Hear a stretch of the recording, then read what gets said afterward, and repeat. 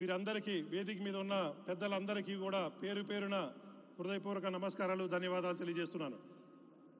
దానితో పాటు వేదిక కింద ఉన్నటువంటి మీ అందరికీ కూడా రకరకాల దేశాల నుంచి, అమెరికా నుంచి కావచ్చు, కెనడా నుంచి కావచ్చు, లండన్ నుంచి, రష్యా నుంచి ఇప్పుడే చెప్పారు, అలాగే తమిళనాడు, కర్ణాటక, తెలంగాణ, ఆంధ్రప్రదేశ్ నుంచి వచ్చినటువంటి కమ్మ సోదర సోదరీమణులందరికీ కూడా హృదయపూర్వక నమస్కారాలు ధన్యవాదాలు తెలియజేస్తున్నాను.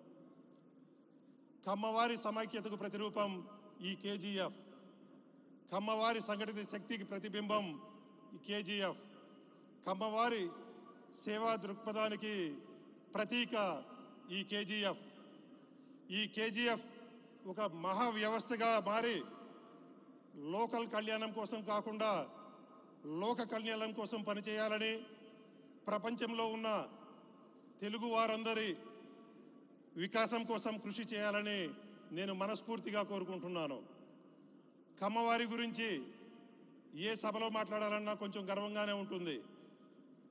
కమ్మవారిలో మహానుభావులు పుట్టారు, యుగ పురుషులు పుట్టారు.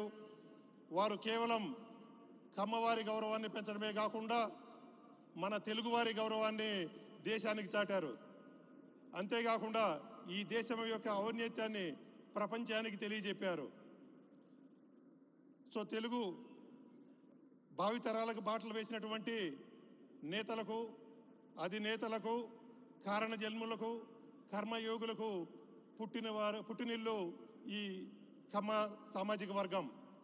రంగం ఏదైనా, అది రంగమైన రణరంగమైన కమ్మవారు ముందున్నారు.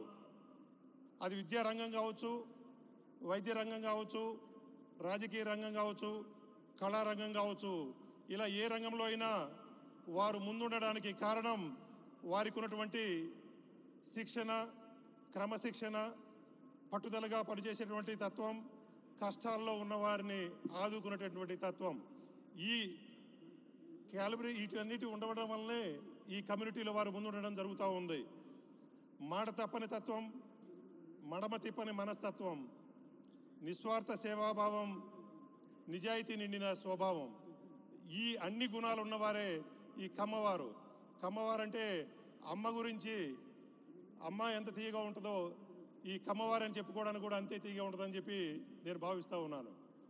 ఈ కేజీఎఫ్ ప్రపంచంలో ఉన్న తెలుగువారి వికాసం కోసం పనిచేయాలని మనస్ఫూర్తిగా మరొకసారి కోరుకుంటూ ఈ కార్యక్రమాన్ని అరేంజ్ చేసినటువంటి నిర్వాహకులు అందరికీ కూడా పేరు పేరున ధన్యవాదాలు తెలియజేసుకుంటున్నాను.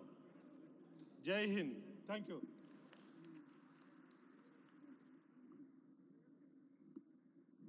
థ్యాంక్ యూ నిరంజన్ గారు. Next I request Kalanithi Veeraswamy గారు, తమిళనాడు ఎంపీ.